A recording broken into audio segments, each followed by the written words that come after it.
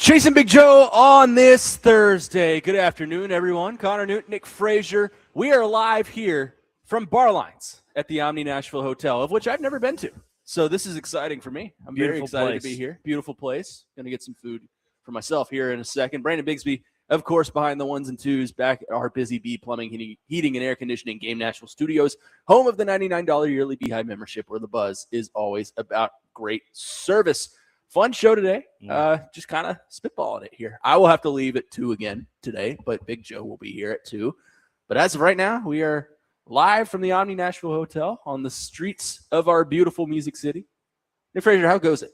Fantastic today. I mean, the weather can't be any better. I mean, it's a little hot, but minus that, and there's no rain. The rain has finally subsided, and we're out here ready to go. I mean, yeah, I do have a little bit of a baseball rant from yesterday. Oh, I know. And we'll get into that a little bit more at 145 for Frazier Files. But the fact that we saw almost a no-hitter into the 9th inning out in San Francisco, and then we saw another mishap with the managers, and this time it was in Pittsburgh. I don't understand the logic behind – well, I do understand the logic a little bit, but Jared Jones going 6 perfect innings, 77 pitches, that's just a little tease from what's going on at 145. But it's just mismanagement. That's what it is. It bothers me so much. But, no, there's a little bit of that, and – got some college football to get into. Obviously, today is release day. It is release day. There you go. It is Christmas morning for me, or it will be tonight when I get home from work at approximately 7 p.m. Okay. So, delivery has been delivered from what I understand. Package is at the house? It is at the house. It probably arrived right as I left for here, but we are good to go. I am locked and loaded, although I'm not excited to play with EA's blood money, but here we go. Do you have your dynasty team picked out? I do. Oh, and that is? I have received the blessing of Mr. Jake Lyman. Oh. Let's go. The Hokies. The Hokies. I will be James Franklin's offensive coordinator. Wow. Probably tomorrow, because tonight is all about, learning and playing the play now and, maybe the little mascot mode and stuff like that. But yeah, I'm excited. I got the Game Pass with it as well, so may have to throw a little – sorry, it's called EAFC now. Can't call it FIFA. Whatever. It's soccer. The World Cup is on there, even though it's not called the World Cup because they don't have the FIFA licensing. It's called the World's Game. I'm like, come on. We all know. Yeah. I mean, I think FIFA did that a long time ago when it was like the Euros. They just call it the European Championship. It's the Euros. They don't have the UEFA in there anymore either. It's just like the thank you. I think it's called like the International Pro-Am Tournament or something like that. Yeah, something like that. No, I mean, looking at, the dynasty modes, I was telling you this before the show. I found this, team builder team. Again, I didn't pay for the game yet. I'm on the 10-hour trial or whatever. To try it out if I like it or not. Thank you, Xbox. Dynasty mode, it's cool, but I understand what people are talking about with the microtransactions. That is a bothersome thing right now. Hopefully they get rid of that, but my team, they're called the Key West Flamingos, inspired by Joe Dubin's love for Key West, along with how please tell me they're wearing pink. They are. I'll show you some pictures in a little bit. They have teal, pink. They have an all black jersey, all white jersey, a little bit of a gray action in there. So they got a mixture of everything. Key West University, Key West Flamingos. And then I came up with my own. I was like, Florida has a pretty good vibe. Let's go to the St. Pete Pelicans. Oh, I love that. I feel like that'd be a great one. Oh, I love that. We're just going to try to make up some teams and play in like the Sun Belt or something like that. I am in the Sun Belt Conference. Yeah. I got rid of UL Monroe, and I took I took their season. And funny enough, Mississippi State was the first game and ended up losing. So I'm 0-3 to start the year. The coach's name is Dale Hightail. I just thought that was kind of Dale Hightail. Yeah. So Dale Hightail is 0-3 for the Key West Flamingos, and hopefully can hit the ground running in week 4 against BYU at home. At home against the Cougs. Yeah. They're coming to Key West. We may go defeated in out-of-conference record, but that's for another day. That's okay. It's only 4 games. Yeah. And then in college football terms, like Joe says, you only got to beat 8 teams. That's true. And I'm already on the hot seat. We're like, it said negative 42% already in the hot seat. Oh, my God. We just started. I mean, this team was 2-11 last year. This is a new program. Thank you. I'm taking over a little bit. I am the motivator, though. I took motivator. Okay. So we'll see how that. I always go the recruiter route. But yeah. I might change it up this year. I just thought I'm a new coach. Let's motivate the current roster and then maybe change to, recruiter after the season. But I am excited. I mean, the EA, we ranted about this yesterday, the whole microtransaction thing. It's disappointing. Yeah. And my brothers in arms are holding strong and pushing against it, and we will not stop until we have it resolved. But I'm still excited. I mean, you know me. Ever since, we started talking about it on the air, 2 years ago now. Why? Yeah, it's crazy how it's evolved. No one gets more excited about it than I do. So I am still excited, and EA still got my money, so they win. Being as it is the People Show, our question of the day kind of came to me this morning. Obviously, I don't know if you saw the news this morning. Bonnie Tyler passed away. I did not see this. Total eclipse of the heart, which, in my opinion, is one of the greatest musical intros to a song of all time. The piano, So it kind of kindled our question of the day today, which is sponsored by, possibly you. What is the greatest musical intro of all time? Do you have an answer? I would say Sweet Child of Mine. That's a good one. That just Yeah. I mean, you could go on. Guns N' Roses has 2. Oh, the other one. And Welcome to the Jungle. Oh, I mean, come on. Yeah, when I played high school football, Father Ryan, their student section was called The Jungle. Yep. And so we came out to that. Obviously, the Father Ryan fight song, which is somewhat Notre Dame as well. Somewhat. It is. It's exactly Notre Dame. It's exactly Notre Dame's fight song. Sorry, I was just trying to be nice about it. So yeah, we did that, and then right after the fight song was over, we played "Welcome to the Jungle," and it was great because all the purple smoke would go up in the air. You have the chalk, everything. It just got everybody hype, and I miss those Friday nights. We played there in my 4 years. We obviously played there twice. Right. One of the highest stadium pulse games that I have ever been around in high school football. Didn't lose. I went undefeated in college against Father Ryan. Yeah. Sorry, but high tempo, high audience volume.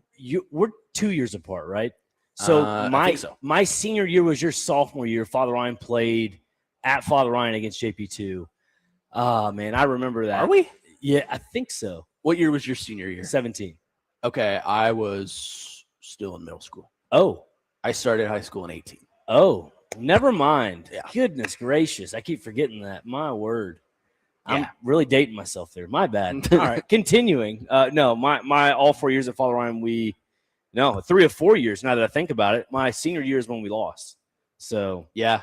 Then Father Ryan just kind of went on this little losing streak, and JP2 said, hey, we're going to just take the Bishop's Cup. It's pretty even now, though. It's pretty back and forth on a yearly basis. Yeah, it's pretty consistent. Yeah. But, yeah, Sweet Child of Mine and Welcome to the Jungle, that's a pretty good intro. To me, it's Purple Rain. Ooh. Purple Rain, once you hear that, dun, dun, dun, dun, dun. Oh, you could feel every single emotion in there. You can be happy, you can be sad, you can be anxious, you can be angry, but you just feel that heavenly chord strike. That is one of my favorite songs of all time, in Purple Rain. Yeah. I know it's not a bold take because it's one of the greatest of all time. Sure. But that opening chord, everyone will get into the guitar solo like 4 or 5 minutes into the song. But that opening chord, and I expect that to be played today, Brando. That opening chord, it just gets me every time. So that's probably mine. I mean, I can think of other ones. Maybe an underrated one. I'm a big Def Leppard guy. You know this. Yeah. Armageddon It. Yeah. Oh, it's amazing. I said Total Eclipse of the Heart. Turn Around Bright Eyes. That's a great one. But Purple Rain, you feel it from the I see Dustin Hopkinsville's text. I looked at 9064. Here I am feeling young, and I graduated high school in 2014. Y'all just ruined my day. Sorry. I graduated 8 years after you in 2022. I graduated in 17, so we're not too far off 9064. Yeah. It's all right. There's a Virginia fan across the street. Should I yell at him? Maybe. I don't know. Probably not. I don't want to start a fight. But the texts are rolling in, man. Great question of the day. Yes, they are. 615-737-1025. If you want to respond to our question of the day, our phone and text line is driven by WilsonCountyHyundai.com. What is the best instrumental, or what is it? Musical intro. Yeah, best musical to intro. a song of all time. We'll get to some of your texts here in just a moment. Brando, do you have an answer? I do. It's funny because Purple Rain, I think, would have been my choice had you not already picked it because, like you said, you can just feel such an array of emotions hearing that song in general. But I think the one that I probably am going to choose, and I played it yesterday, Separate Ways by Journey. The Oh, intro yeah. to that, it just sets you in for it so well before that bass and that guitar really kick in. It is just such the perfect setup. Another honorable mention, shout out to Jake Lyman as well for this one, Enter Sandman. Sandman. Enter Sandman. It's got to be one of those two for me if I'm not going to pick Purple Rain. I mean, you knew I was going to have to throw Michael Jackson in here at some point. Don't stop till you get enough. Where's Billie Jean in all this? Oh, Billie Jean. Oh, man. I mean, Michael, every Michael song is a great intro, honestly. Dirty That's Diana. Yeah. Dirty Diana, yeah. The Way You Make Me Feel is sick because you got that, you know. Yep. Black or White with the sick guitar intro. Beat It. Yeah. I mean, do we just exclude Michael from this list because every single song of his is a great intro? Yeah, well, that's what makes this song so great. Kind of like writing an article for sports or a story or whatever. The hook at the beginning. That's how you get them. It's the hook, and a fantastic job on that part. That's how you get them. 615-737-1025 is our phone number. What is the greatest musical intro to any song of all time? We'll get to your answers coming up next here on the Chase and Big Joe Show. We are live from Bar Lines at the Omni Nashville Hotel. Our show, of course, sponsored by the Omni Nashville Hotel. We'll get to some of your answers coming up next here on the Chase and Big Joe Show on 102.5 The Game.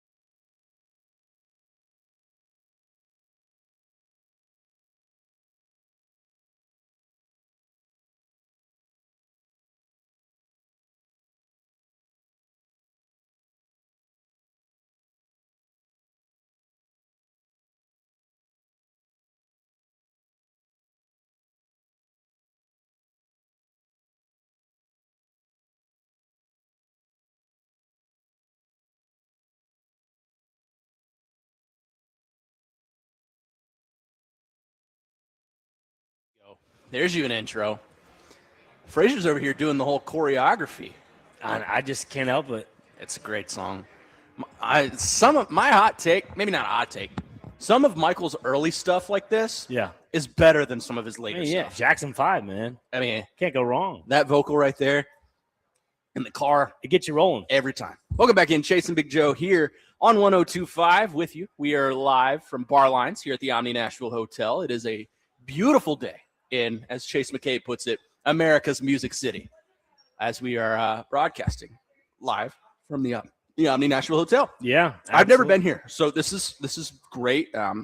They just gave me a burger and fries. It's fantastic. Yeah. The window is open, so you can just feel that summer breeze trickling on through. I just love this city so much. I don't ever want to leave.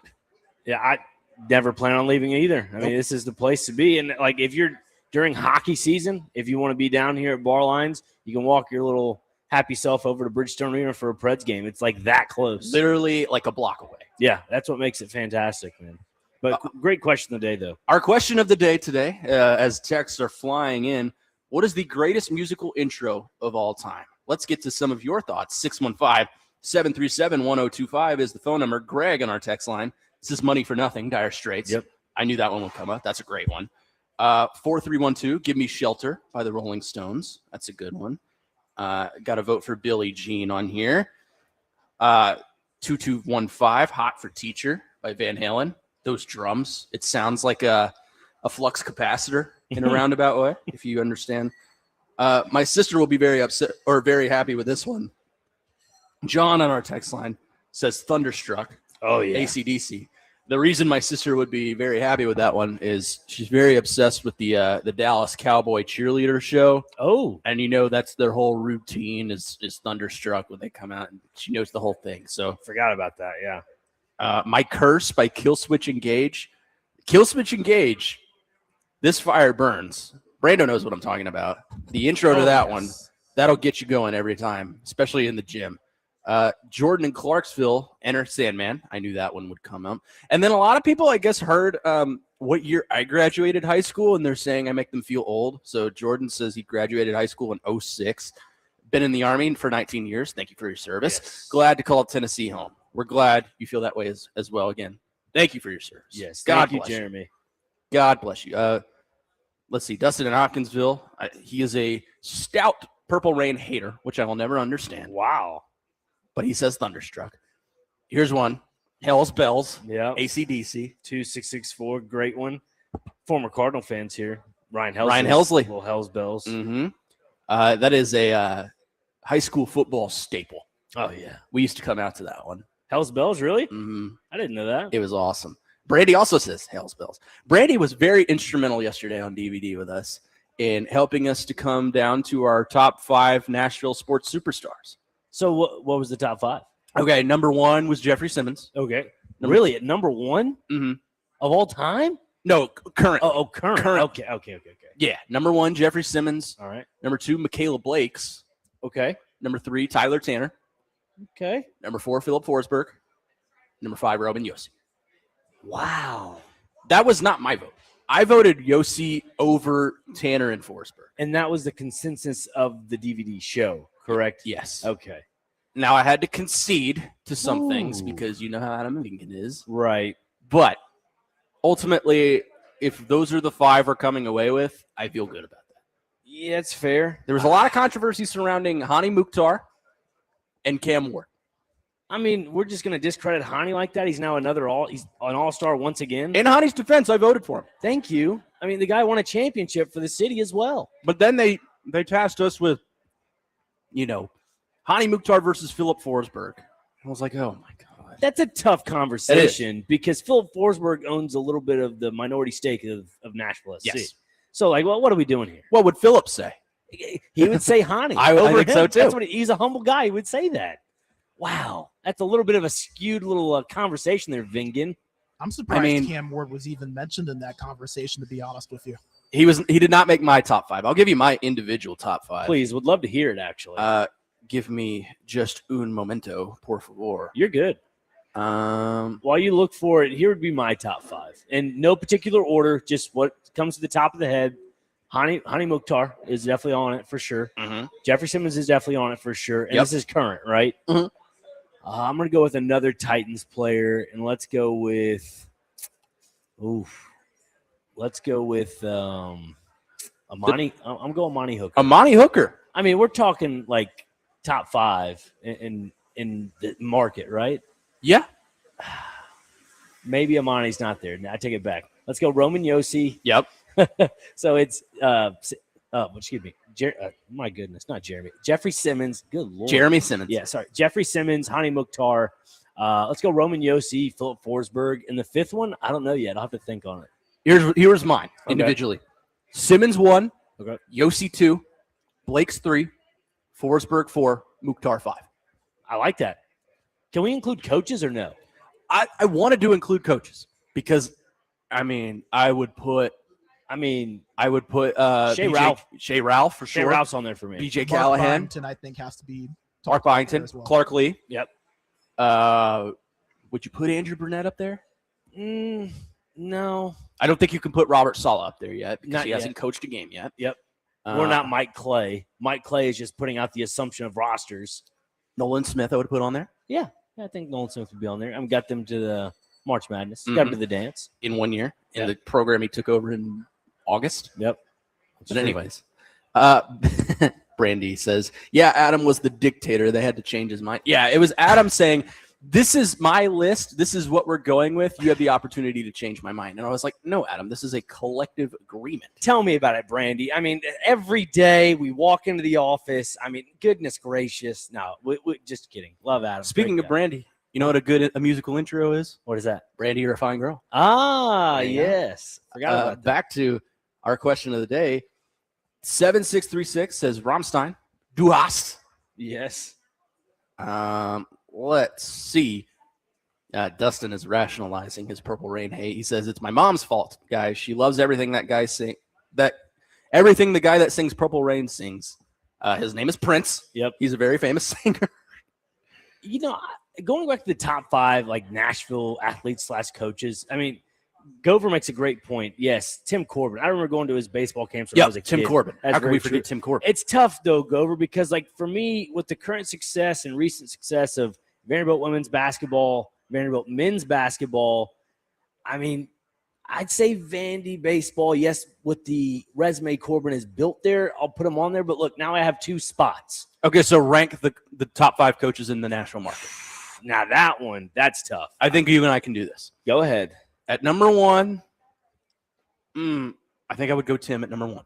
Tim Corbin. Mhm. Okay, I mean, he's got 2 national championships in the market. Yep. in the market. He's a legend. He's a surefire college baseball Hall of Famer. Number 2 is where it gets dicey. You could go Clark Lee. You could go Andrew Burnett. I think Andrew Burnett would be at the bottom of my top 5, if at all. Okay. Can't do Robert Saleh yet. Hasn't coached yet. Right. Man. I think I would go Lee at 2, Ralph at 3, Byington at 4, Burnett at 5. See, I'm going to go – let's go I'm not going to go default Corbin at 1. I'll go Shea Ralph 1. Mhm. Off the recent success. This is off recent success. But that's I'd go Ralph, Byington, BJ Callahan, Tim Corbin, and the 5th one – I forgot about Callahan. God. yeah, 5th one, I don't know, man. I guess just throw Burnett in there. Burnett is borderline because, I mean, he was a Jack Daniels finalist a couple years ago. And then Jack Adams. Jack Daniels. Wrong thing on the Whiskey mind there. finalist. There you go. Got whiskey on my mind. He was a Jack Adams finalist his first year. Yeah. Then the last 2 years, it's been kind of a bottom scraping coaching job. Yeah. So he's interesting to me. There it is. Taylor on our text line says, I'm sure the text line is flooding. It is. But but the intro is Toxic by Britney Spears. Yeah, that's right. Wow. Brandy yeah. says she was named after Brandy. You're a fine girl. There you go, What a Brandy. good wife you would be. Great song. Love that I song. have a quick question based on that top 5 with the coaches. So, if we are going off of just total achievement, right? Mhm. Wouldn't Corbin have to be the default number one? He's the only one that has won a championship in his respective sport, and he's won 2 of them.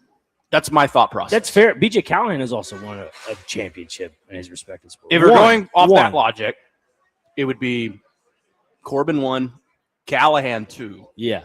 Then I think it's your mix and match between Shea Ralph, Byington, and Clarkley. Okay, that's kind of what I was wondering, because for Corbin, he's won 2 national titles. There's another one we 4 forgot. Championships. What's It that? kind of Rick feels Sweet. like he would have to be. You know, Yeah, I agree. The text line's always undefeated. 0178 makes a really good point. Rick Sweet. The Pacific Coast League. I mean, can't help it that, the farm system's always loaded here in Nashville. I mean, you got to put Rick Sweet in there as well. I mean, he is climbing up the all-time minor league manager win list. Yeah. Man, that's a tough call. Top 5 coaches. But I think Brando makes a good point, and Tim Corbin would have to be one, given, he's a 2-time national champion, made it many times to the College World Series and even to the national championship. So I would definitely go with Tim Corbin at 1 if we're talking about that. 615-737-1025 is the phone number. We'll continue to take your responses to our question of the day. Of course, our question of the day today, what is the best musical intro of all time? We've gotten some great answers, so we'll continue to take those. But coming up next, I want to get into a debate here with you, Nick Frazier. Okay. In the world of college football. As college football is selling out more to corporate greed and doing what it thinks will bring in the most money, what would you rather have? College football playoff expansion, we go to 24, or more international games play? So we see Dublin, we see France, kind of like what the NFL is doing. Yes, I think this is an interesting debate. We'll get into that coming up next here on the Chase and Big Joe Show, broadcasting live from the Omni Nashville Hotel. The Borchetta Bourbon Music City Grand Prix is coming to the Nashville Superspeedway Saturday, July 18th and Sunday, July 19th. And the 102.5 The Game family has your chance to win tickets to the IndyCar race. Text in the keyword right now, RACE, R-A-C-E, to 615-737-1025 to enter to win tickets. For more information on the event, visit musiccitygrandprix.com. More coming up next here on the Chase and Big Joe Show on 102.5 The Game.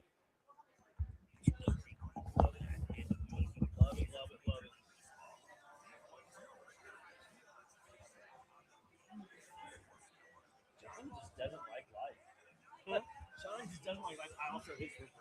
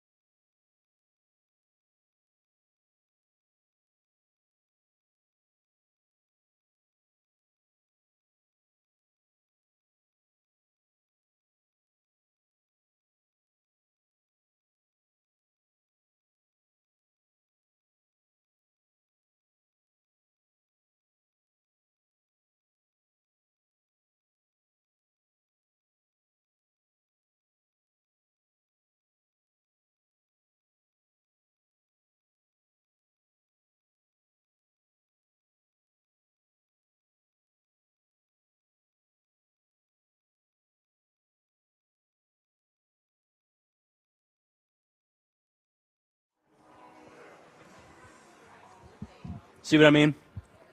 It hits Yeah. every single time. It just makes you sit back in the chair and just relax. Like think about if we were legally allowed to play this whole song over the air, I would do it. But we cannot do that. Oh my God, it's just such a great song. Welcome back in, Chase and Big Joe here on 102.5 The Game. We are broadcasting from the Omni Nashville Hotel today at Barlines. Come down and see us. Place is pretty filled up. Lots of people enjoying their lunch. Hopefully enjoying listening to you and I about to argue about college football. Yeah. So that'll be fun. A couple of texts to wrap us up, I guess, on our Nashville conversation, which is sort of a continuation from yesterday on DVD. 6603 says Joseph Newgarden. Where does he fall into the conversation? Joseph Newgarden is excluded from this conversation because the conversation was people within the Nashville market, not just people from Nashville. So by that logic, Newgarden's excluded. Mookie Betts is excluded. There's one more I'm missing from Nashville, but those are excluded. We're talking about current people. David Price, Sonny Gray. David Price, Sonny Gray, yeah.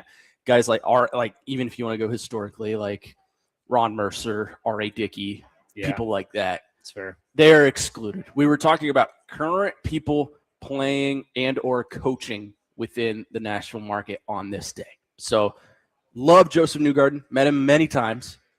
Super nice guy. Went to my high school. Love him. He would not qualify for this conversation. But anyways, I want to get into a debate with you here, Nick Frazier, in front of the people, in front of Nashville on college football. And you kind of came up with this yesterday, and we didn't get to it because whiteboard, but I want to do that today. So with college football going down the deep end, caving to corporate greed, choosing money over its own American fan base, Sure. which would you rather have? Now, both of these things, I believe, are bad for the Americanized audience of college football. But if you could only have one and get rid of the other, which would you rather have? Give me college football international games. Well, you got to let me say the first. I'm sorry. The options. I just already – we kind of talked about it before the But if you're just tuning in, would you rather have college football, more international games, meaning you go to Dublin, of course, you go to Wembley, you go to Australia, you go to wherever. Tokyo, wherever it takes you. Or would you rather have an increased or expanded college football playoff and we go to 24? No. From what I said yesterday, if you expand the 2014, if you expand to the 2014 playoff, that's only going to basically expedite the process of creating this breakaway league. And again, we had a texter yesterday talk about, the Save College Sports Act and how that plays a factor into all this. But I'm just saying there's going to be at some point where there will be a breakaway league, regardless of what may happen. I would rather see more international games under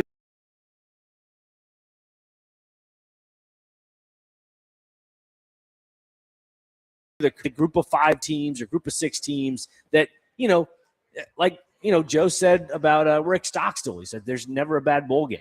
And imagine having a bowl game in Tokyo, in the Tokyo Dome. That would be pretty cool. Tyler Kolka, the quarterback for the Nashville Cats, he played in XFL or whatever that it's is like in Japan. The TGL or something like that? Something like that. It's the Professional Football League in Japan.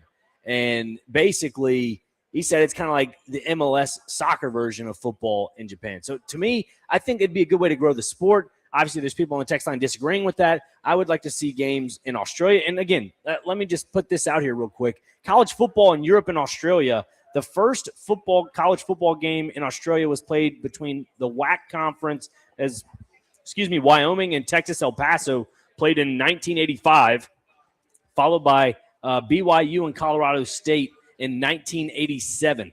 So college football is, not been played there for a while. Yeah. Imagine playing in Australia for college football. Yes, they're doing that for the NFL. There are other markets. We look at college football as the minor leagues of the NFL. Why not test some of these international games out for bowl games for the NFL? If there's a market like Paris, France, that has not seen a NFL international game yet, try it out with a college football game. And for me, I think college football is a better product when it comes to that. And again, you look at bowl games, and we talk about the conversation of, are bowl games dying? And maybe that is the case in some markets. But I say those markets that are really, truly dying for bowl games or not dying for bowl games to come to them, but are bowl game markets that are not doing well. Yeah. Move those games internationally and have them sponsored by another company and try it out. See what happens. I think it's worth a throw at the dartboard. I mean, what's wrong with that? What's wrong with trying things out? I'm going to disagree with you here. Why? I think this is an American sport. Okay. It belongs within the United States. That's fair. I understand trying to grow the NFL because it's the National Football League and it's professional teams. College football belongs in the United States of America. What about the Bahamas Bowl?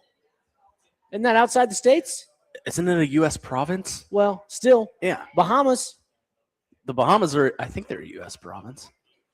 Yes. Regardless. Yeah. It's still within American grounds.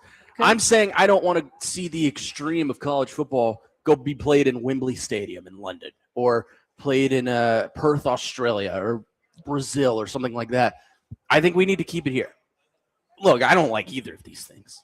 You of all people know that I heavily, heavily oppose a 24-team expanded playoff. Yeah. But at least with an expanded playoff, you would see more campus environments in the United States of America.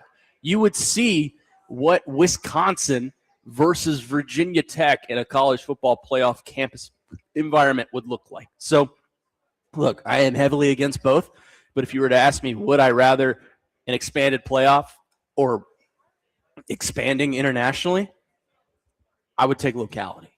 That's just me. Yeah, I look at it from the perspective of how bowl games are not getting the same amount of attendance as a regular season game that matters to the local fan. It's a perfect product to test it out overseas. I mean, another market I think would work well for this, and I wouldn't say work well, but it's happened before. Cuba's obviously going through some things right now, but in 1907, LSU defeated the University of Havana 56-0. Again, Havana, Cuba, I get it. But Havana Unana? Yeah, I just think that's something we need to look at, man. This is an untapped market. It's an untapped business model for college athletics. With the way you see conferences going to brand deals like the Big 12 going with Monster, and eventually you'll see other conferences go to big brand deals as well. Why not? You have all the money in the world. Why not go overseas? I just don't want to see, if we get to the really extreme, excuse me, what happens when the national championship is played at a neutral site in London? It's not the national championship anymore. It's the international championship. But that's the thing. We're not going to do the national championship as a college football fan. We're not. Be honest with me, Connor. Be honest with me. Say you were to be a Vandy fan for a full year. I know you're a Kentucky fan. We'll use Kentucky. We'll use Kentucky. That's fine. Kentucky's in a bowl game. Instead, they're in the, the Michigan Mittens Bowl. I don't know. Something out there. I have no clue. Are you going to go travel to Michigan to watch Kentucky play a bowl game? Probably not. And say it's a 9-win Kentucky team that just missed out on the New Year's Six Bowl. I mean, if the price was right, then yes. But all right, how about this? $500. I'd do it. You would do it? Yeah. You go drive up to Michigan to watch the Mittens Bowl and watch Kentucky play. Well, I'd fly. But yeah. Well, that's another $300. Yeah. So that's $800. For $800, guess what you could do? Fly overseas and watch that game for a little bit cheaper, maybe $130, $140. Yeah, but I mean, you'd probably have to. That's the difference between a 5-hour flight and an 18-hour flight. That's fair. Plus, if I'm out there, I'm probably going to stay there for at least a week just to see the sights, and so I don't feel like I'm there for a cup of coffee or, in their instance, a cup of tea. But and then go back. Again, it kind of looks back to the World Cup. Obviously, Nashville did not host a game, but we saw a bunch of tourists coming to Nashville and from Germany, from Australia, from Scotland, from other countries. I mean, Japan, Brazil, France. I mean, France plays this afternoon at 3 against Morocco. So, I mean, minus that, there have been opportunities for tourists to go overseas to watch games, and I think it'd be a good opportunity. I mean, there is something about college football to me that we saw last year with that Kansas State-Iowa State game. It was in Ireland, right? Yeah. That game was fantastic. Yes, because, the grass was a little bit high. It was, primarily a run game, and it was also raining and all that. But I think a game in France or a game in Spain, anything like that would work so well for college football. And because the product is a little bit different, the scores are a lot higher. It's just more amateur-esque in a roundabout way. Not everybody's a true professional. The game's a little bit more unhinged. Is that the right way to use that? So I would prefer to see it because there are people out there that are fans of a team but do not travel to the bowl game. Bowl games don't have the true fan. They have more of the local fans in that market. By the way, there hasn't been a Bahamas Bowl since 2021. Okay, but still. Thank you, Josh, for that text, but I understand. I'm just throwing stuff out there, you know? I know you are. 615-737-1025 is the phone number.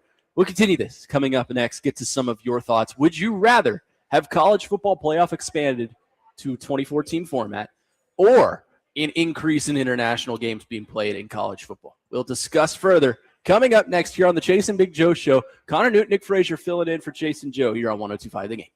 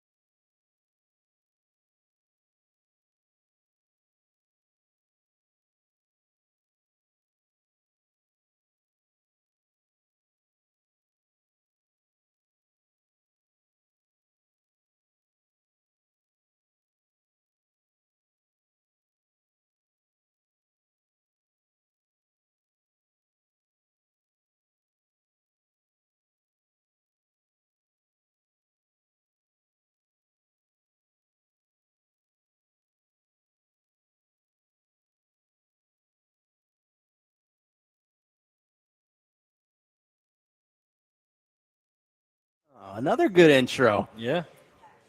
Thank you for not playing Ice Ice Baby. This is the only one that I acknowledge. I refuse to acknowledge Ice Ice Baby by Vanilla Ice. Welcome back in. Chase and Big Joe here on this Wednesday. Connor Newton, Nick Frazier filling in for Chuck and JoJo as they are off. Well, Joe is on in the mornings. Chase is off doing ice bucket challenges And nominating LinkedIn, Nick Frazier for him. And LinkedIn certifications. That is true. Yeah, I haven't been to the office today, but I heard the cloud storage is overfilling Yeah, and also to like the Omni, they do a really good job with their cloud storage seminars. And Yes, they do. Because Chase was out this week, they said, "Hey, we'll reschedule it for next Thursday when Chase is back in town." And We were supposed to go to a seminar today, and I said, you're going to have to buy me a notepad. And they said, no dice. yeah, and I'm just glad that they were able to reschedule it, because I don't know if I'd be able to go up in front of 2,300 people and do something like that for cloud storage. I don't know how he does it. The LinkedIn certification. I mean, he is a true pros pro. That's why he's the boss. It's like that episode of The Office where Michael was with the Dunder Mifflin committee in the New York seminar, and it's like the Utica branch. Not the Utica. They were mad because of the whole we're going under. How are you going to save the company? And Michael goes, "Give us 15 minutes. We'll have an idea." Yeah. And then he gets back there. So what do you guys think? Yeah. What's the idea? I don't know. That's at the little summer games camp that they were doing, right? They all no, this was the one where Dwight wants to ask a question and he's in line for the whole show, and it's like a planted question, like what's your favorite color or something like that. Yeah, that's right. I forgot about that. Great show. I love that show so much. We are in the midst of a debate. Sure. Here on the Chase and Big Joe show, we are debating in the event of you can only have one. Would you rather see college football expand to a 2014 playoff or increase the number of international games played? Frazier says international games. I say keep it local, play in the 2014 playoff. But let's get to what you think on our text line. 615-737-1025 is the phone number. 7636 says college football isn't good enough to trot before an international audience. I would push back against that a little bit because they already have. They are playing again in Ireland, I believe. It's TCU and North Carolina. Yeah. I know TCU is in it because they have the helmet with the frog holding the clover leaf. But they have done it. But I understand the texter's point in that they are not ready and not big enough outside of the United States and even outside some regions of the United States to go before an audience of 90,000 in Wembley Stadium. Yeah, I wouldn't say Wembley. I mean, more of not an intimate setting, but like basically a smaller stadium.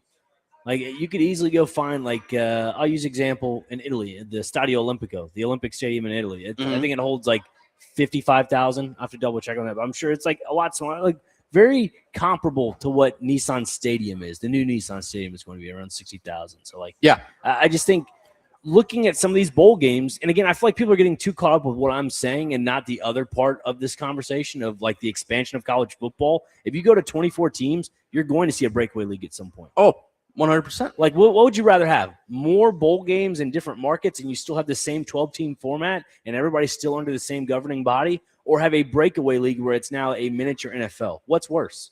They're both bad.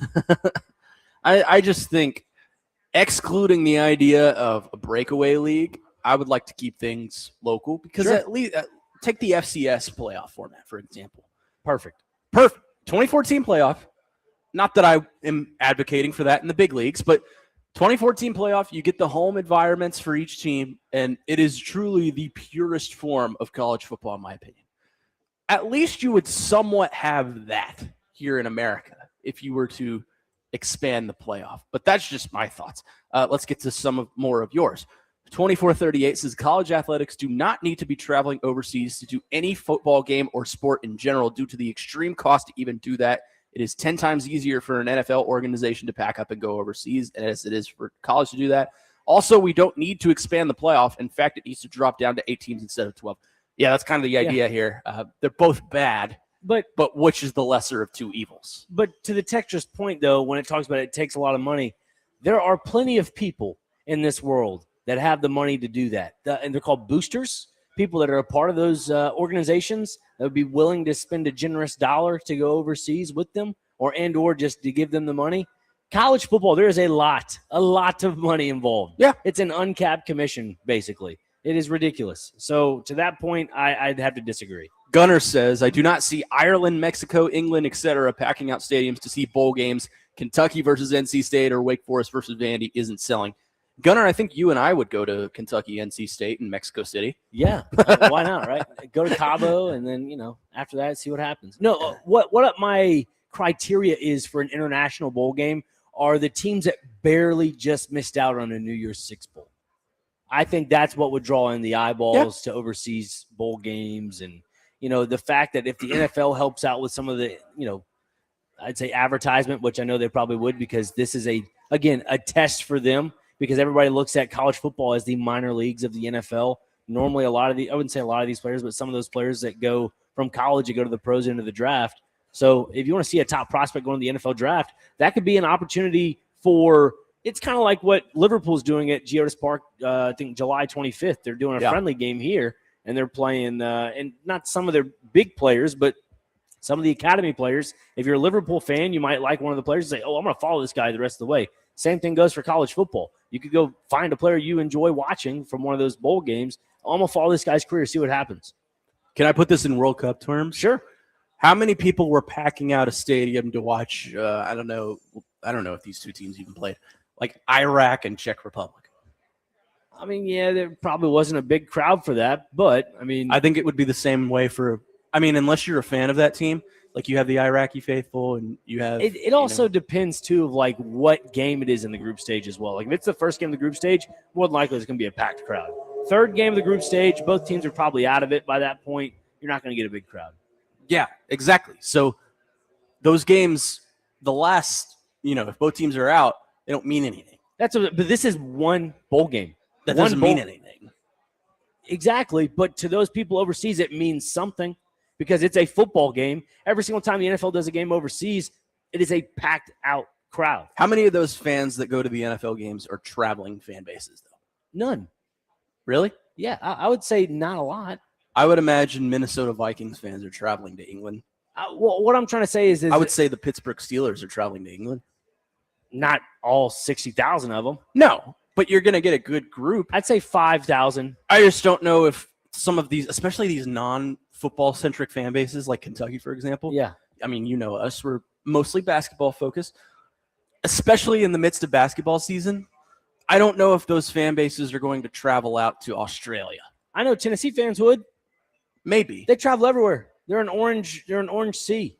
Yeah. They go everywhere, man. They're gluttons for punishment, too. So. I mean, Big Blue Nation for basketball. They'll travel anywhere. Yeah. And look, Kentucky has played games in London. Yeah. They played Michigan in London a couple years ago and won. And how'd that turn out? It was a good turnout. But that's the difference. It wasn't a playoff game or a bowl game. It was just a regular season non-conference game. So I would understand it more if it was early in the season, like how TCU and North Carolina are doing this season. But a bowl game, I just don't know if you would sell that well. I think it would sell because it's something different, something new. It's something that you don't see on a consistent basis for regular season games. It is a bowl game. It is something that you should be basically rewarding as a championship to that city that is hosting it overseas and to that fan base that potentially goes. Brendo, what do you think? So I have really been fumbling around with this just because I hate both so much. So obviously neither is a very good outcome, but this is where I have personally settled on this. I am willing to give up the international games if it is only going to be bowl games. I don't want for kids in college to lose the experience of getting 5 games a year to where you come together, you do the tailgate, you do all that stuff. I mean, that is what makes college football so special and college athletics so special is the pageantry of it, the environment and the culture that surrounds it. You mentioned the World Cup a little bit earlier, Connor. I remember when there were some of the exhibition games going on. We were seeing videos of people at Jordan Hare and Kyle Field and those Europeans, and they were saying, like, okay, I get why Americans love these environments so much because there's something special about them. I don't want to risk losing that. So if you're willing to say, okay, we can have some of these bowl games be international games, that is where I am willing to compromise. My only concern would be, where does the line get drawn? Because I don't want to lose the Rose Bowl or the Cotton Bowl or the Fiesta Bowl, and then we're playing it somewhere in the middle of Saudi Arabia or Tokyo or wherever. That is where my only concern would be. But I would rather give that up than to have a 2014 playoff system to where we're just going to continue going down this path where we're going to see the Big 12 and the Big 10 and the SEC all doing their own thing, and there's not a real sense of who is the national champion. One feels like less damage to the overall sport than the other. And to his point, those exhibition games taking place in Jordan-Hare, for example, they were still doing Auburn traditions. Yeah. Those are Americanized traditions. I don't know how well those Americanized traditions that are taking place in the States would translate well over to England or Australia or Germany. I know in Rome, especially when Lazio plays soccer, they have their mascot is the eagle, is a bald eagle. Yeah. And they do the same thing as Jordan-Hare. They have an eagle that flies down to the middle of the field. So I could see some Americanized traditions being translated over into the European area. Now, again, here's my stipulation of that to add on to your comment there, Brandon, is I think only 5 bowl games should – like how long is bowl season? What, 2 weeks, right? It's about 3 weeks. 3 weeks? 2.5, 3 weeks. Okay, then why not 3 bowl games? 1 bowl game each week overseas to end out that week of college bowl games. I'm cool with that. Who would get the bowl games? I'm just saying, no. So then those 3 bowl games Would they be like low-end bowl games, like the it would be teams that just missed out on the New Year's Six Bowl. So what? like the Xbox Bowl or something? No, something. I don't know.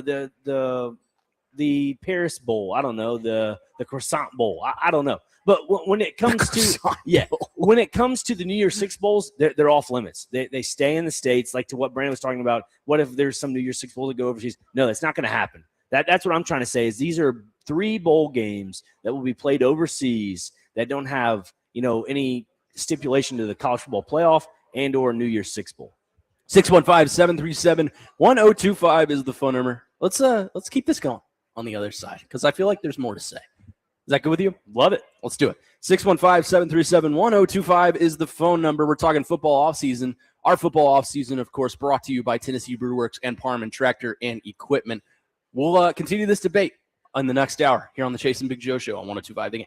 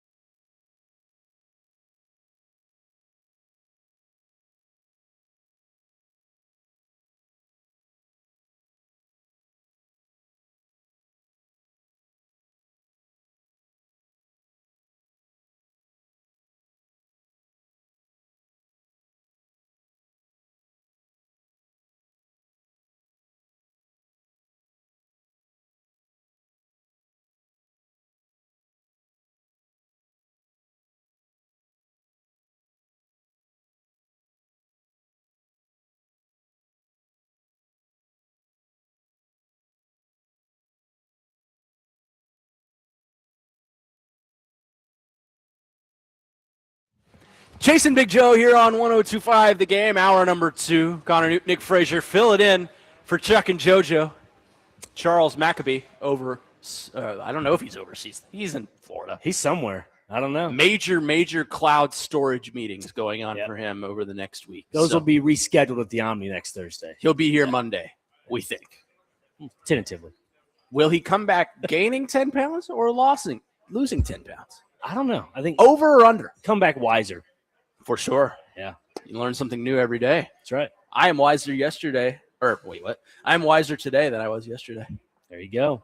Every day you wake up, new knowledge. We are here at the Omni Nashville Hotel broadcasting from Bar Lines, packed house. Come out and see us. Beautiful day here in Nashville. This is my first time here, and let me tell you, I have had a wonderful time so far. Food, 1 out of 10. What'd you get? The burger, double stack, right? I did. Pretty good? I mean, they gave me sauce. They said it was burger sauce. Yeah. And it had kind of like a horseradishy honey mustard kind of taste. Okay. It was really good. Love that. Cheese and lettuce. Can't go wrong. That's all you need. Yeah. So out of 10, I mean, I got to say 10 out of 10, right? Yeah. I mean, yeah. Did you get a little tomato in there or no? Not a tomato guy? No, I'm not a tomato guy. Okay. I'm one of those weird people that hate the vegetable tomatoes, but I love tomato products. Huh. Like ketchup. ketchup, marinara sauce. Wow. Stuff like that. It's a little So, interesting. Yeah. Okay. It is what it is. Speaking of interesting, we are having an interesting debate right now in the world of college football. Would you rather the expansion of a college football playoff to 24 teams or an expansion of international games played probably throughout bowl season? Just 3 of them. Just 3. 3 bowl games that exclude the New Year's Six and college football playoff implications. And we have established a new bowl game being played in Paris called the Croissant Bowl. Oui, folks. Oui. The next one will be the Guacamole Bowl played in Mexico City We can do that with Telemundo on the call. with Andres Conter. Yeah. Instead of saying goal, it says Touchdown! field goal. There you go. You can do that. Have you watched the one? I think I sent it to you of Messi's goal. Yeah. For Argentina. The Oh other my! He was so He, hoarse. he needed a drink, but he kept going. That is dedication. He's one of the best in the sport for He's sure. fantastic. Let's get to some of your thoughts. I am on the camp of expand the college football playoff. It's the lesser of 2 evils to me.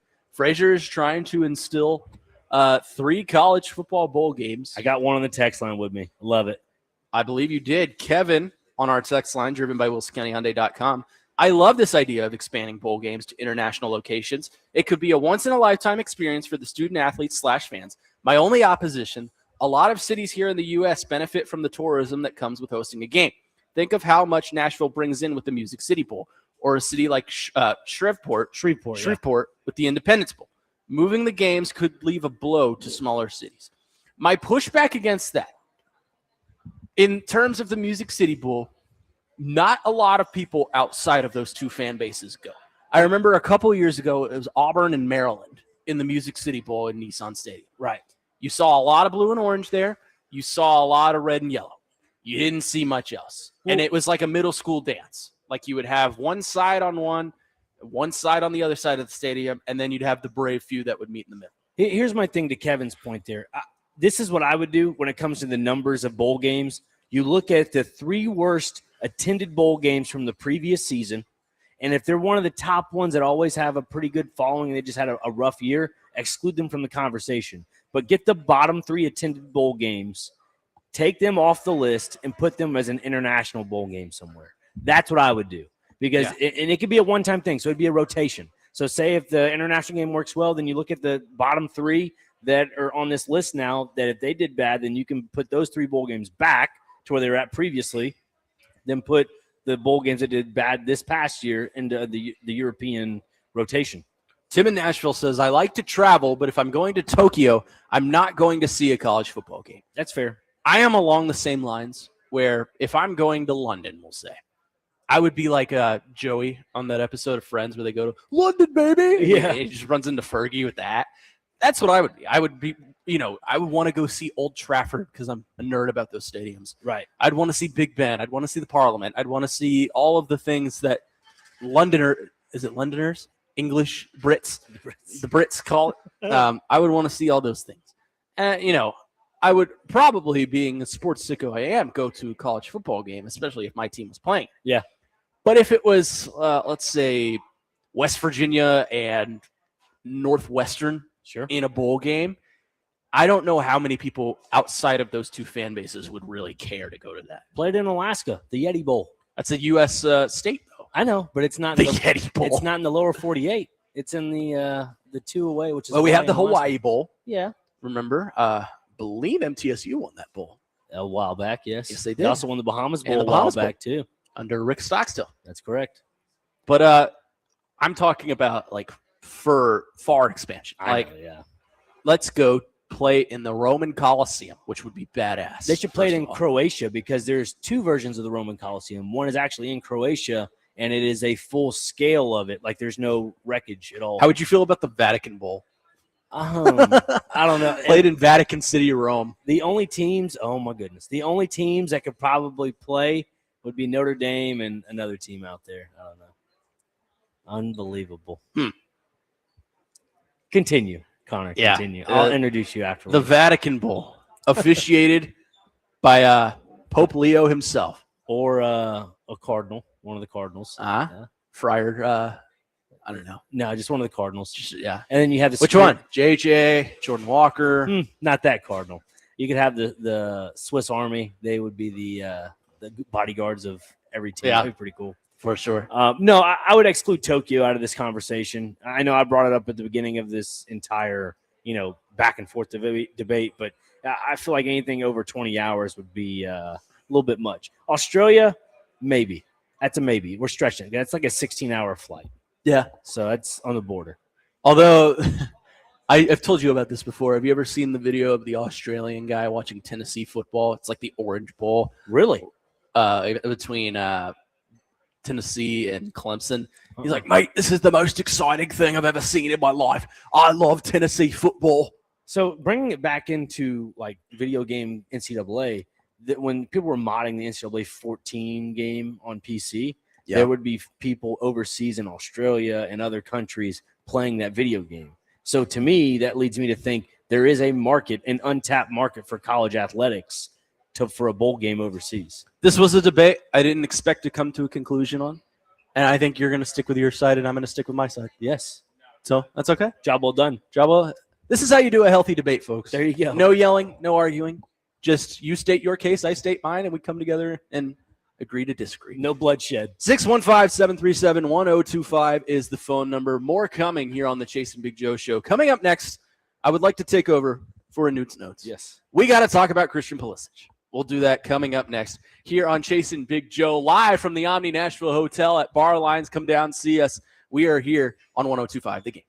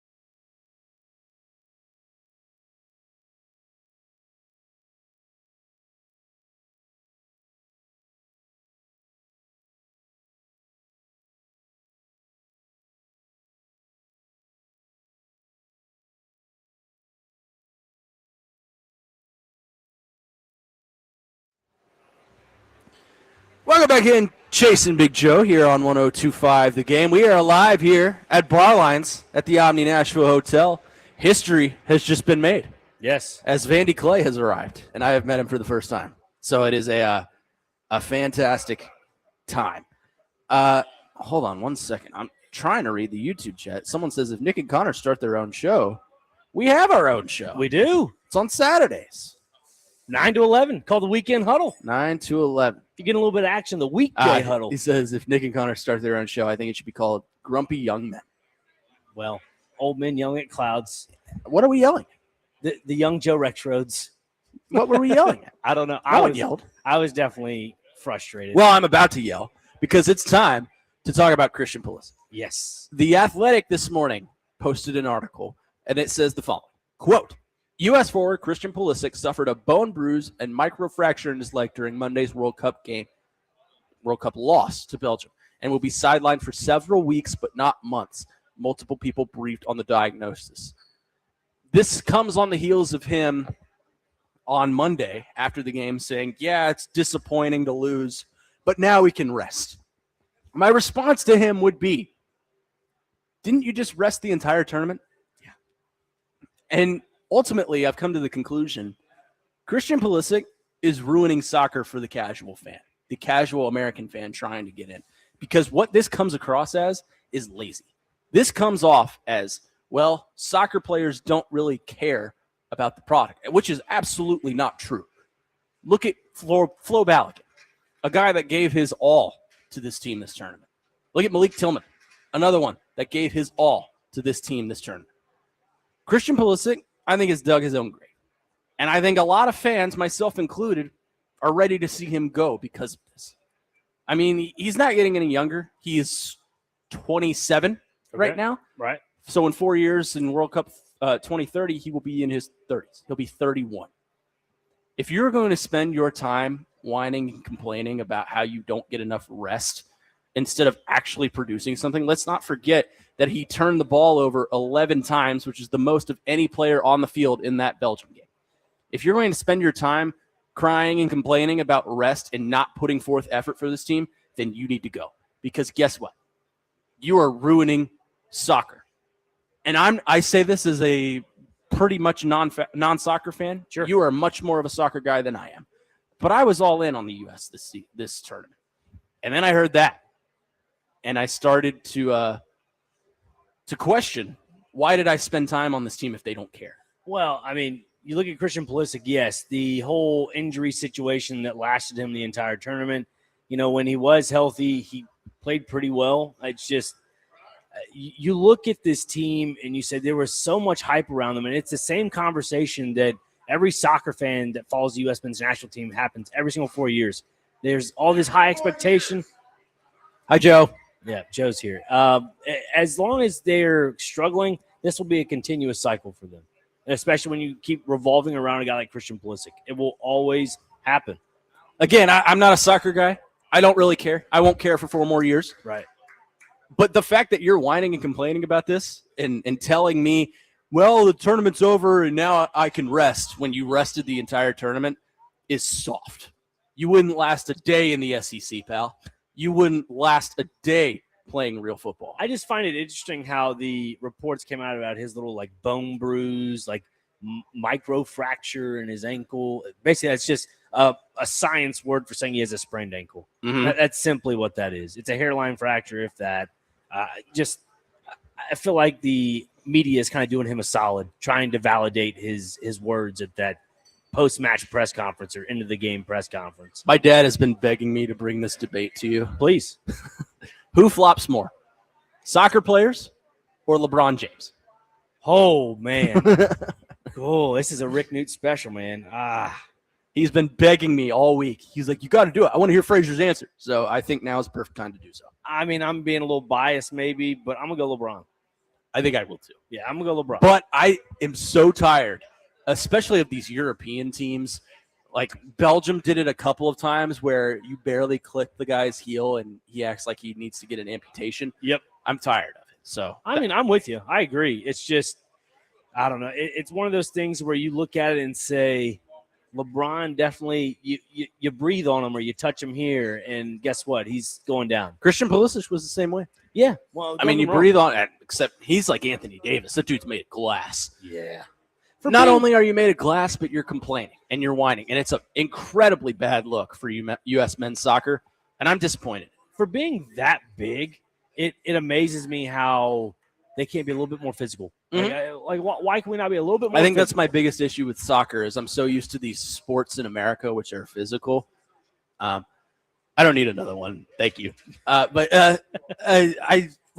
These sports are so physical. Like football and hockey are the most physical you can get here in America. Right. But even basketball, like that's a contact sport. Baseball, not as much a contact sport, but it can get physical. You're putting bat to ball, and a ball is traveling at you at an average of like 98 miles an hour. So that's my problem. I'm tired of the complaining. I'm tired of the whining, and it's just out of touch because, no offense to them, the average American like me doesn't necessarily watch soccer and doesn't necessarily care about soccer. I think this will drive them more away in seeing you're complacent with your spot. You're complacent with losing, and you're complacent with being hurt and, quote, getting rest. That's just where my head is at. And you could also look at it this way, too, is that this World Cup has definitely, separated the men from the boys, and the ones that really played for this U.S. men's national team, those are the ones to call back in 4 years. And there's going to be an open pool of players where they can come in and make a statement for their name and try to make the team in 4 years for the next World Cup. So that probably will take place, and this team could be better or it could not. I don't know. I'm tired. That's another thing I'm tired of hearing about. The future is bright for U.S. men's soccer. Yeah. We've been saying this for like the last 4 World Cups where they get to the same place. At what point do you look at this and say, no, changes need to be made? I mean, you've made coaching changes. You've made roster changes. I mean, they made a huge investment for Mauricio Pochettino. They hired him for this reason, to get them to the round of 16 and then to the quarterfinals. That was the reason why they bought him, or I guess, basically paid him to be here. Like that's what you had him there to do. And he didn't fulfill that obligation. From a fan's perspective, he did not fulfill that obligation. So you got to wonder where the next head coach comes into play. Anyways, the average American can stop pretending to care about soccer and care about football instead. 615-737-1025 is the phone number. Speaking of football, some redesigns for the Tennessee Volunteers uniform department.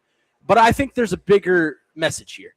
They have gone the way away from the check to the stripe, from Nike to Adidas. Could we see more schools follow suit? Maybe. We'll discuss coming up next right here on Chasing Big Joe on 102.5.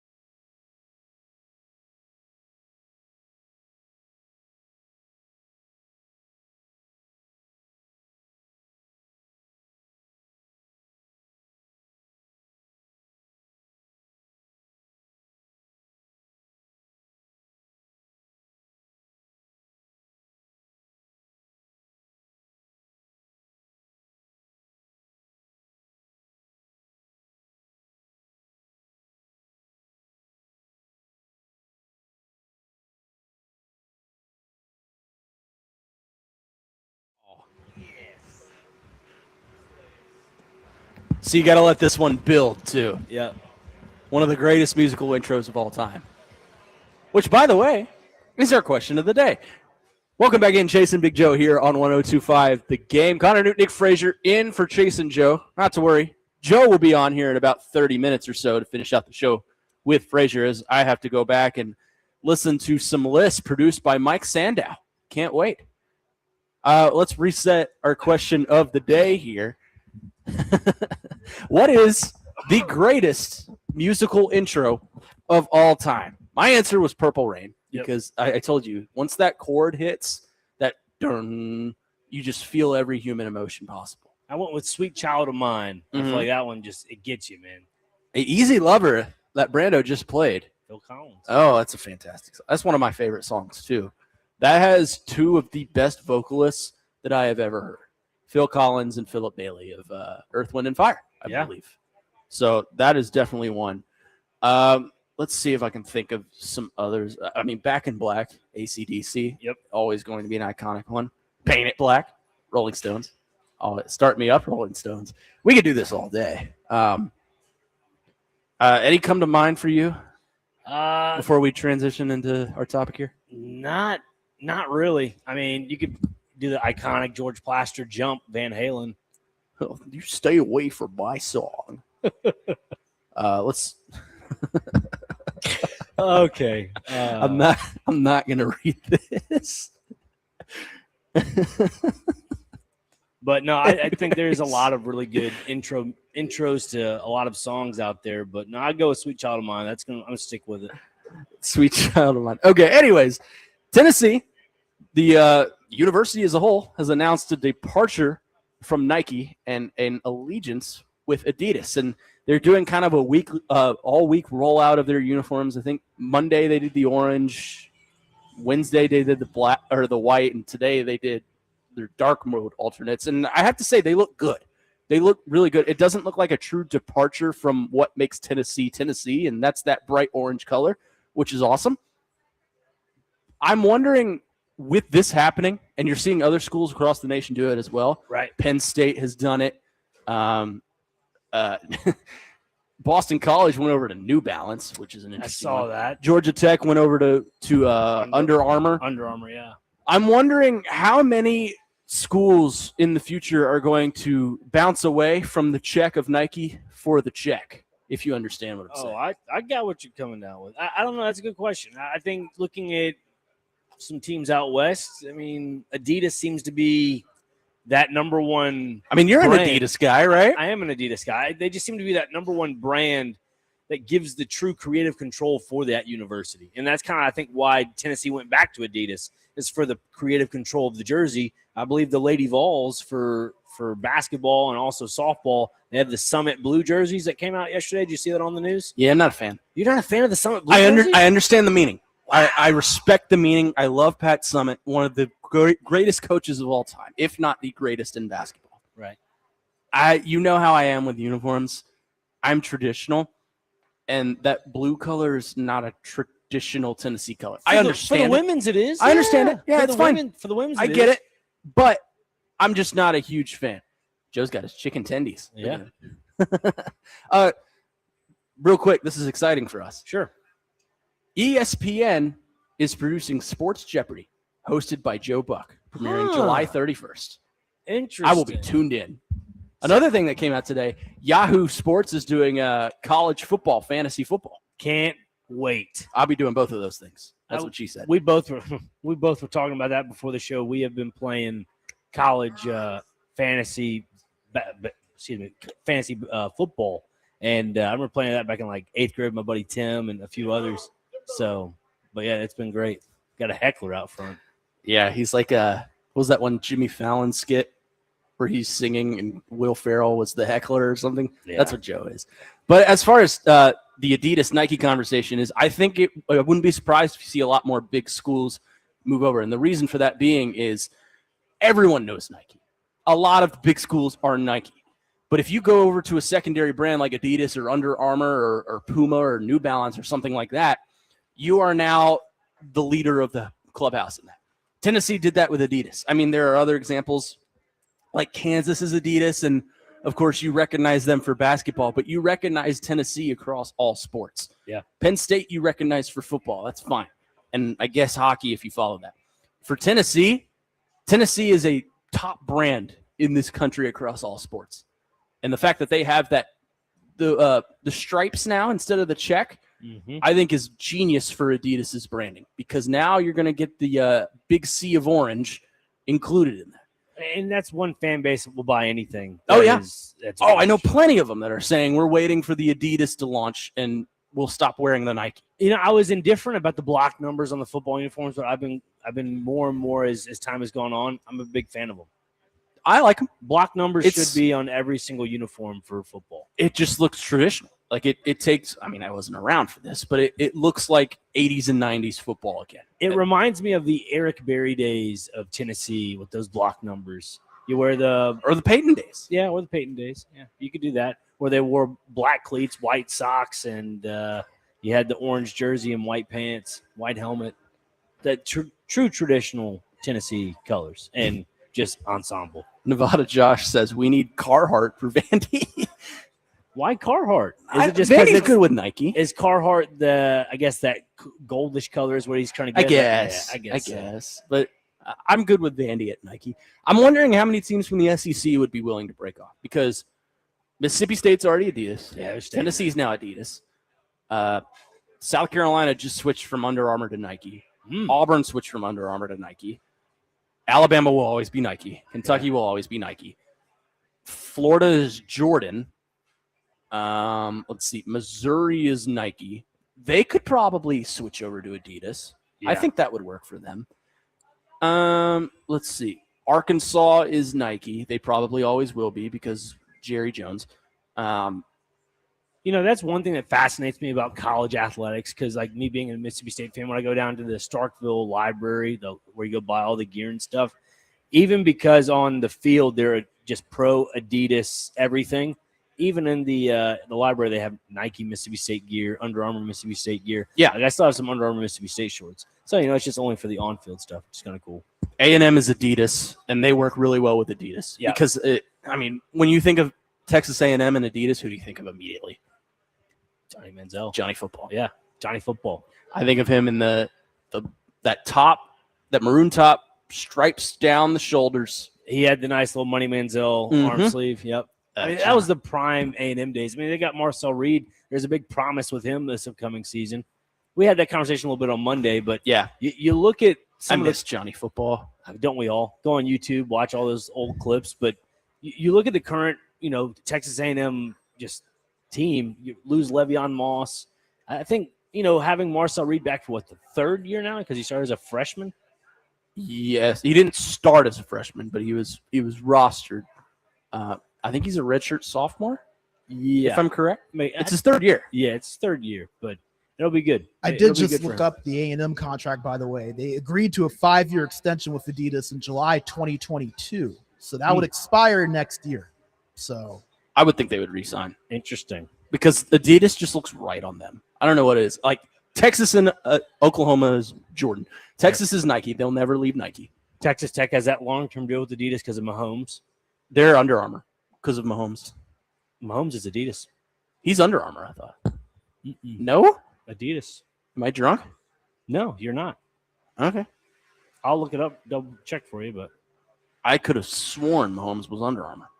He is exclusively endorsed by Adidas. He actually covered the Under Armour logo on his Texas Tech shirt when he was at the national championship game in 2019. So where have I been? Crane is right on this. Where have I been? Good for you, Dr. Crane. Thank you. You beat me. I'm an Adidas guy. I got to make sure I know my stripes over my checks. Hey, stripes over checks, baby. I'll always be a checks over stripe guy, but I know where my allegiance lies. Do you think the NFL would ever leave Nike? Possibly. I mean, they've, in years past, they've had Puma, they've had Reebok, they've had Adidas jerseys at one point, if I'm not mistaken. So, I mean, it just seems like Nike is the monopoly over every sporting brand. Well, they're like the official jersey supplier of pretty much all the pro leagues. Major League Baseball. MLB, NFL, NBA, Fanatics does hockey. Yeah. Which is owned by Nike. MLS is primarily Adidas, if I'm not mistaken, all Adidas. So yeah, Because NSC is Adidas, right? Yep. Yeah. I'm trying to think of if I'm missing anything. I don't think so. No. But ultimately, I think the moral of this story is you could see more teams like Tennessee willing to break away from the big dog to go to a secondary. Not that Adidas is broke by any means. Yeah. They're probably the second largest supplier in the world. But I think what this says is you could see teams like Tennessee try to be the lead horse for a brand like that. I would argue Tennessee is probably the lead horse in selling Adidas merchandise from now on. Yeah, and I don't want to, poo-poo on Danny White at all, but like you look at this Tennessee program, and yeah, because of his comments at the SEC spring meetings of trying to expand the playoff, having the creative control over your uniforms that buys you a little bit of time. It also just says, hey, I want to listen to all the fans. What do you guys want? That's typically what you're going to get out of this deal. I would agree. Yeah, that's a good point. 615-737-1025 is the phone number. Coming up next, Nick Frazier's been sitting on this one all night. That's what she said. Yep, there we go. We all three thought it. He's been sitting on this one, so we got to let him have it out. Baseball rant from Nick Frazier coming up next here on the Chase and Big Joe Show on 102.5 The Game.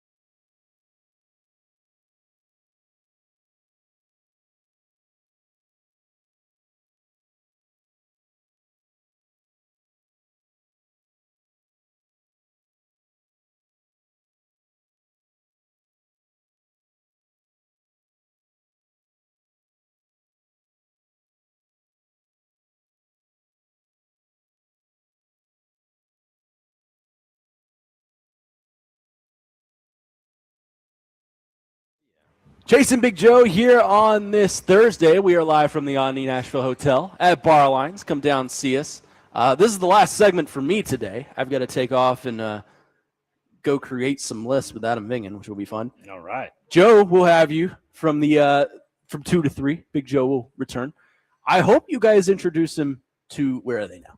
Yeah, I think we will. Being as he's already played Celebrity Birthdays today with Robbie and Ian, I think he could use a break. I'll put him to work a little bit. Put him to work. To look up a few. I think he'd be good at it. I think it's his game. I think, like, if you give him old football players from the 80s, I think he would be really good at it. And I'm sure, yeah, we saw it yesterday. Adam Vingen loved the game. I mean, hockey, you had Jacob Trouba.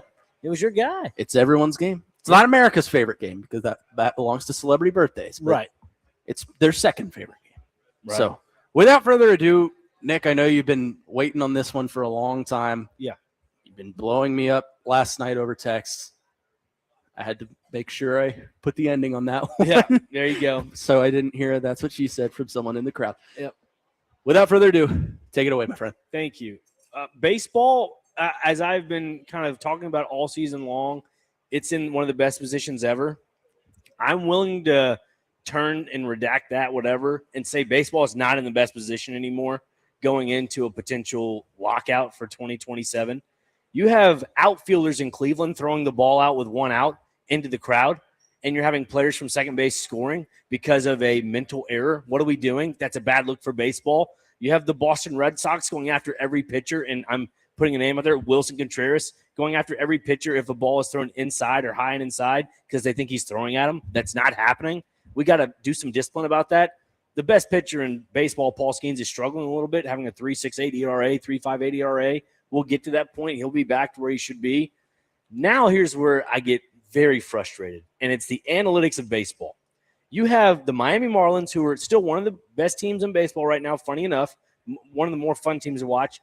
You have their manager calling all the balls and strikes from the dugout, and Yuri Perez is coming back from an IL stint. I understand. Players that come back from IL, they're on a pitch count, whatever. He's gone 7 perfect innings against the Sacramento Athletics right now, and you're not going to let him go on? He was only at 92 pitches. I mean, all you need was 6 more outs. That makes no sense. Fast forward till yesterday. This happened back, I think, Sunday earlier this week. Now we fast forward to yesterday out in San Francisco with the Giants. This, I would tip my cap to John Schneider with the Toronto Blue Jays. Dylan Cease, who was with the San Diego Padres a couple seasons back, now is with the Toronto Blue Jays. He's up there for the AL Cy Young with Cam Schlittler over in New York. But you look at that and say you're 8 perfect innings in, you're at 106 pitches, 11 strikeouts, 3 walks. I looked up the stats of his previous no-hitter he's had in his career. He's only had one. It was with San Diego, and he had 114 pitches, 11 strikeouts, 3 walks. He was on pace to do the same exact thing. And what did John Schneider do? He said, you know what? He's feeling himself. I'll let him go the distance. What did he do? He went to the 9th inning. First at bat, Ramos hit to the center field. There's your one hit of the game. At least you can say he attempted the perfect game. He attempted it. You sub him out. You bring in a reliever. Toronto was already up 10-0. You have nothing to lose. Let him try it out. Sure, he may have a little bit of an elbow soreness. I'm okay with that. That's called baseball. That's called actually having a little heart and let these guys do it. We rarely get to see a no-hitter. I know Joe and I brought this up when we were over at Bridgestone for the Preds draft night about a combined no-hitter. It's an accomplishment, but it's not the same. You got to have your own no-hitter. It is a sense of pride. You go down in the history books in baseball, and then we go to another one that happened yesterday, and that's in Pittsburgh. Jared Jones coming back from the IL stint.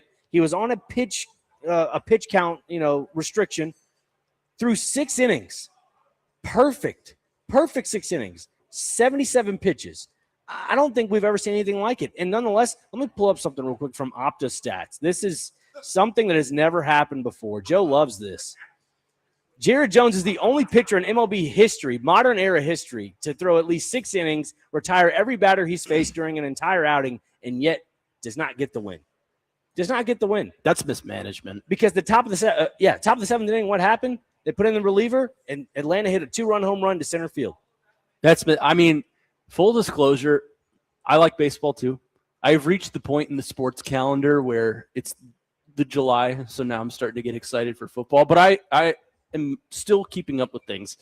I saw this last night, and I was like, what wild mismanagement this is by the Pittsburgh Pirates. And they're not going to make the playoffs. That's my opinion. I don't think they'll make the playoffs.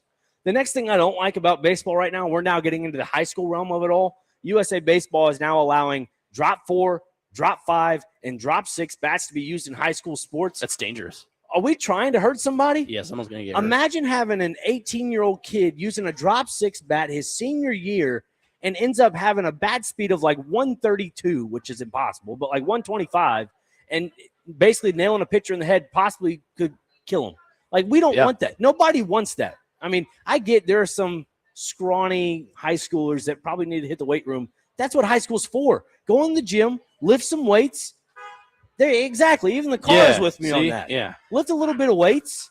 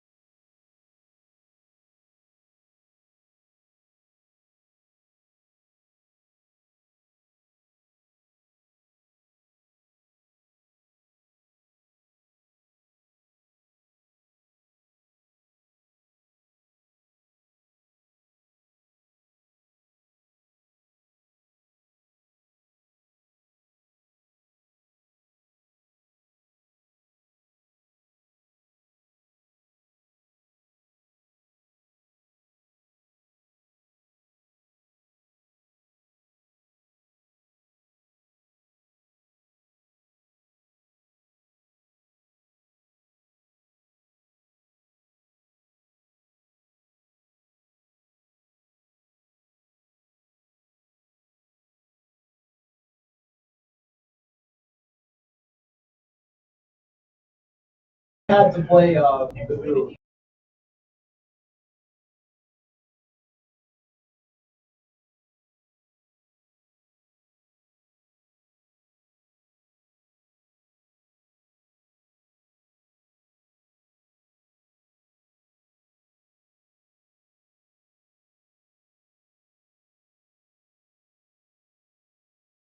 XfinityMobile.com.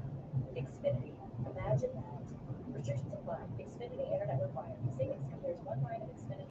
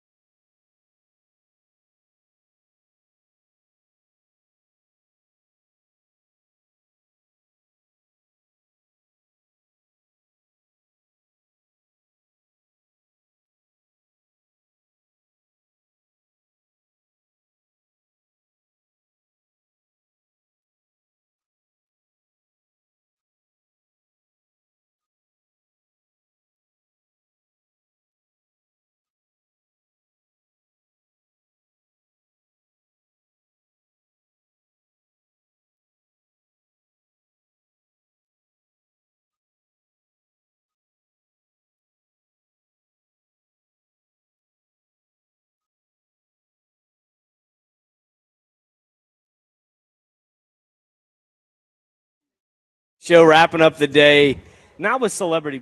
Oh, okay. Thanks, Perfect. Brando, for having our back. Yeah, not with celebrity birthdays, but with where are they now? Are you Joe- still doing what day is it? Yes, I am. Okay. Yeah. That's All still a staple on the Chase and McJoe show. All right. But where are they now? Basically, the points don't matter. It's like whose line is it anyways? But you have to name the player of their career trajectory of Okay. what school they went to. I'll be listing off their school, their professional career, and you have to name off the player. it Sounds is. good. All But right. Continuing with what day is it? We have Call of the Horizon Day. What is that? It's a great question. Just has the horizon. Okay. Fashion Day is today. National Don't Put All Your Eggs in One Omelet Day. Not in a basket, but an But an omelet. omelet, Yeah. right? Great job, pal. National Sugar Cookie Day is to wrap it up. That's all you have today? There's only 4. Terrible. Yep, that's all we got. Okay. But so now there's no birthday, so I have to give you my. Let's see. It's a well thought out segment, I can tell. Well, I just was trying to do a lot in the small time we had. All right, here we go. Miami Hurricanes, okay, was a college. Okay. Drafted in the supplemental draft. Steve Walsh. Dude, incredible. Okay. Is it Steve Walsh? Yeah, it is Steve Walsh. Didn't even get to the NFL of it all, but okay. Yeah, drafted by the Cowboys Yeah. because Jimmy Johnson didn't like Troy Aikman and thought he could give him. Can you list off the rest of the teams then? That Walsh played for? Yeah, Cowboys. He In got, order? He got In order? traded to the Saints. Okay. And the Cowboys got a heap of draft picks back for him. Yep. Did he end up with the Vikings? Because he's from Minnesota. Nope. I don't know after that. The Bears, Bears, Rams, Buccaneers, Bucks. and wrapped up with the Colts. Yeah, did not know that. I just know he went from the Cowboys to the Saints. And he is currently with the Cretan Durham Hall High School in Minnesota.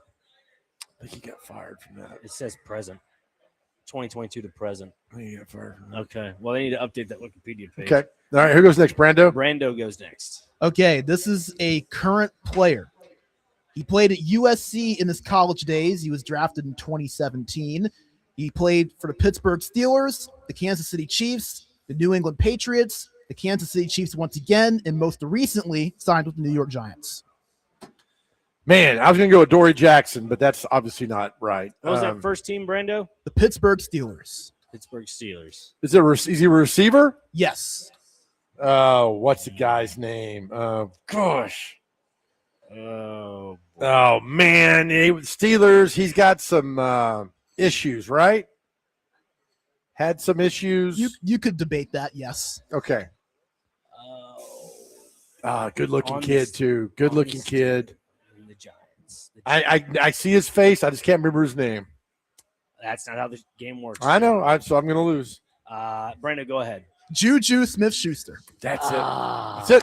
That's it. That's right. He was a really good, B. Set the world on fire for a little bit. Yeah. Youngest When Antonio receiver Brown in was still NFL there. history to reach 1,500 yards in a season. Yeah. Forgot about that. All right, my turn. Yes, if you have one. I got one for you. This guy is a wide receiver. Okay. He came out of UCLA, Okay. undrafted, was a quarterback in college, but came to NFL and played wide receiver. For 5 seasons, he anchored himself right here in Nashville, Tennessee. After his career ended here, he signed a nice free agent contract with another NFL team, and they consider it one of the worst free agent returns ever. He was really, really, really, really bad at his next stop. So correct me if I'm wrong. Drew Bennett went to Colorado, right? No. My guess was going to be Drew Bennett. Is Drew Bennett? It is Drew Bennett. I don't know why I was thinking Colorado. He went to UCLA. I don't know why I was thinking. Yep, that. from 01-06, he was here full time, had a great the 04 season, tied an NFL record by scoring 8 touchdowns, a 3-game span. Went to the Rams. He signed a 6-year deal worth $30 million with $10 million guaranteed. Was not good there, and then ended up with the Ravens and retired because of a previous knee condition. So he got paid really well by the Rams, and I think he's an analyst now for Fox Sports or somewhere like that. It does that. Good for him. Good for him. But I remember he came in and they had a scrimmage at Nissan Stadium in 01, and nobody could tackle him. And it was like, all right, who's this guy? And then made his way, Drew Bennett. I love it. I love it. Sticking with the gridiron here, going for a running back. He is went to college at Miami. So I'm sticking with the Miami theme. Frank Gore. Dude. Is that right? All right. Is it Frank Gore? Yeah. Juju. Come on, Joe. His son played at Southern Miss. Yeah. And then, of course, my son with the Southern Miss was there when his son was there. So it's kind of how I know that. Son-in-law. I didn't Son-in-law. even get to pot up or anything. I was going to say Gore or McGahee, but wow. I know. Yeah. Well, Joe's just – can you list off his team trajectory then? Oh, my gosh. He played with the Niners for a long time. I don't know anybody else. I can't see a foot in front of my face. You could hide that all day long. Okay, all right. I can't see anything. I have no idea. 49ers, the Colts, Dolphins, Bills, and then the Jets. Okay. You know, with Frank Gore, we talk about elite running backs. He never gets mentioned. Never. Why is that? That's a great question. Is he third all time? He's up there in yardage, yeah. Why don't you look at the computer? You're right there. I think it's Emmett, and then maybe Rushing yards, he has 16,000, and that it doesn't give the exact where he's at in the ranking. I can double check that for you. but he's never mentioned. Frank Gore's never mentioned. Is it because he wasn't on great teams? Didn't win a Super Bowl? Yep, third on the list. Who's second? It is Walter Payton and then Emmitt Smith at 18,000. Okay. Yep. Yeah. So he's third. followed by Barry Sanders at 4, Adrian Peterson at 5. Yeah.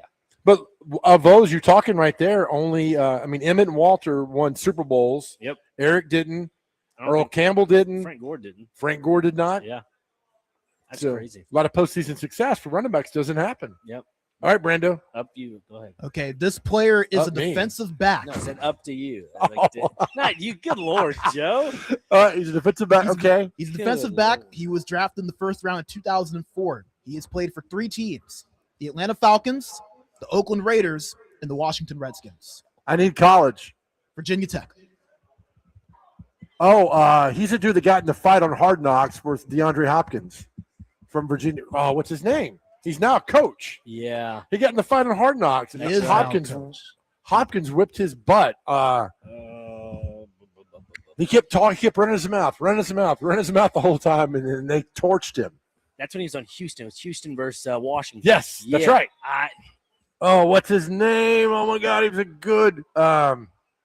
Did him and Lawan get into it here? That was Josh Norman. No, That was this yeah. is not Josh Norman. Okay, all right. What year did this guy retire? He last played in 2017. For Washington. That's I- when that some- took place. It was Hard Knocks. yeah. Somehow I think him and Lawan got into it. I know him and Norman did. I get that, but I had some. I don't know what's his name. D'Angelo Hall. Dadgummit. That's it. That's it. D'Angelo Hall. That's a good one, Brando. You got one? I'm Thank done. Thank you. Well, we're at that point anyways. So We're at that point, man. was that fun? Yes, no? Good time. Yeah, I like this game. You like that game? Yeah. You can hear that every Saturday at 10:45. What if we might steal that during the week? Is that a no-no? You can do celebrity birthdays on Saturday. Nobody's around. No, we don't. You can. But we don't. I could give you. Out of respect. I just asked. I'll give you the blessing. Oh well, thank you. Do you know how that segment started? I'll tell you one day. How celebrity birthday Apparently, started. Greg Pogue started. I did nowhere near to do that. No, man. Oh man, it's been fun, Connor. Appreciate it. We will be on tomorrow. Tomorrow's Friday. Yep. So we have a little bit of a switcheroo. John McClain is joining tomorrow at 2. So Oh, that'll be fun for those listening. he was at Nick Cesario's birthday party today. That's I why I couldn't heard. come on. I heard. And then obviously you got the one and only Chris Sanders. Yeah, Forever Titans wide receiver at 1 tomorrow. that's So right. it'll I'll be a on fun from show. 6 to 9 with Robbie Stanley tomorrow morning Indeed. you as will. we're all doing our mix and match because everybody's on vacation. And then the JoJo is gone to parts unknown. Oh. Don't try to find me. You won't. I'm going to be like Lewis and Clark. I'm out of here on a Okay. journey. All right. On a Love journey. that. We'll Appreciate make sure you, to man. not pinpoint your Don't. phone. Just leave it at home. You know, that's what you have to Location's do. off. You're not going to find me. Yeah. Would you like to do your nice sign off as always? Yeah, it's been different this week because of everything, but always the same message. My job is to try to get men to go to therapy. My job is to get men to talk about what they're going through. My mission is to do all that, to get guys out there, and every day I tell them that you guys are doing a great job. You're doing a wonderful job. I understand sometimes days are difficult, long, and hard and tough, but you're here, and you've survived every bad day you've been through. Just know how powerful you are. Know how much we love you. Reach out if you need to talk. We're always here. And I'm so grateful for the men who've reached out the past couple of years. You got into therapy, and I'm so proud of you. And I love you guys so much. And I want you to know more than anything else in the world, nothing else matters how much God truly loves you. Please know that. Yes. Amen to that as always. As Chase says, peace, love, rock and roll. Guess who's up next? The one and only DVD Love it. right here on 102.5 The Game.